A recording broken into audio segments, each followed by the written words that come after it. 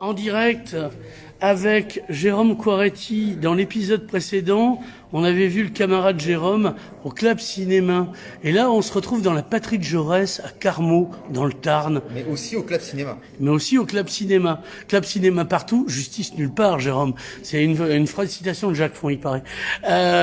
Donc, on est au festival du film ouvrier, social et ouvrier. C'est ça, festival du cinéma social et ouvrier.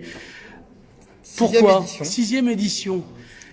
Pourquoi ? Parce que ce cinéma est un cinéma municipal et il est en délégation de service public. C'est-à-dire qu'il cherchait, il y a 7 ans en arrière, des exploitants de cinéma indépendants, AREC, pour animer donc, le cinéma municipal. Et j'ai été candidat avec mon associé Frédéric Perrault.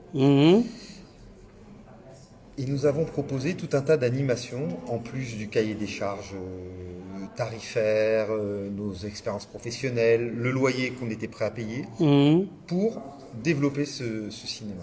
Et dans la patrie de Jaurès, dans une cité au passé minier et verrier, il nous a semblé évident de proposer un festival du cinéma social et ouvrier. D'autant plus qu'en bon catalan, je connais Michel Cadet pour avoir fait quelques études d'histoire, et Michel Cadet, tout le monde le sait, est président de l'Institut Jean Vigo, et il est historien, spécialiste du mouvement ouvrier et de la représentation des des ouvriers au cinéma. Il nous avait fait bosser dessus à l'époque où moi-même j'étais étudiant avec Michel en cinéma. Et on travaillait entre autres sur Charlie Chaplin, sur quelques aspects sociaux de ces films, qui sont d'ailleurs présentés aujourd'hui et demain lors de cette 6e édition. Michel Cadet a donc gentiment accepté, d'autant plus que jadis, Fatems, sa directrice de thèse, Rolande Trempé, avait elle-même fait sa thèse sur les mineurs de Carmaux. Donc il avait un lien affectif,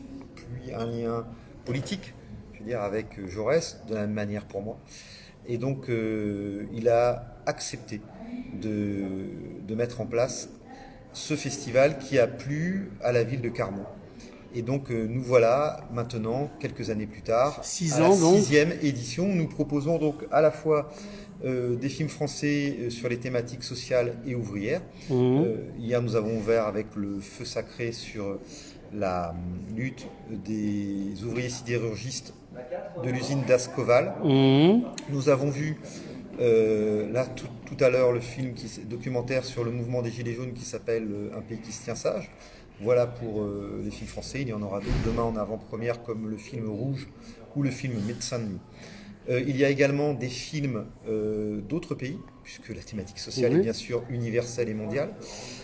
Il y a un film brésilien qu'on va proposer demain, qui vient juste de sortir, qui s'appelle En attendant le carnaval. Un film italien actuellement sur les travailleurs des grandes propriétés agricoles du sud de l'Italie. Il y aura ce soir un film qui a été tourné, un film français mais en avant-première, qui s'appelle Basta Capital, qui a été tourné à Decazeville avec 3 francs 6 sous ou 3 euros 6 sous. Et ce film imagine un Emmanuel Macron qui prendrait des mesures révolutionnaires pour sauver les patrons du CAC 40 qui auraient été pris en otage et forcés à travailler comme des ouvriers. Ça nous a semblé sympa.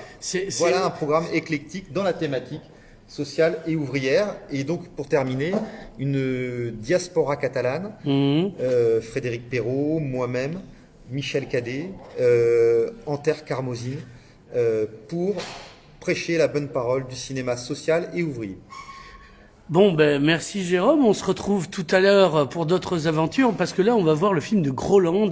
Voilà, autre film français, Effacer l'historique, après Un pays qui se tient sage, qui est un film documentaire très dur sur les violences policières, qui interroge justement la thématique du monopole de la violence, étatique ou pas. Cette fois-ci, un film apparemment plus léger, mais aussi grave sur le mouvement des Gilets jaunes et l'utilisation de ton téléphone portable avec lequel tu me filmes et moi avec lequel je vois qu'il est l'heure d'aller présenter Effacer l'historique.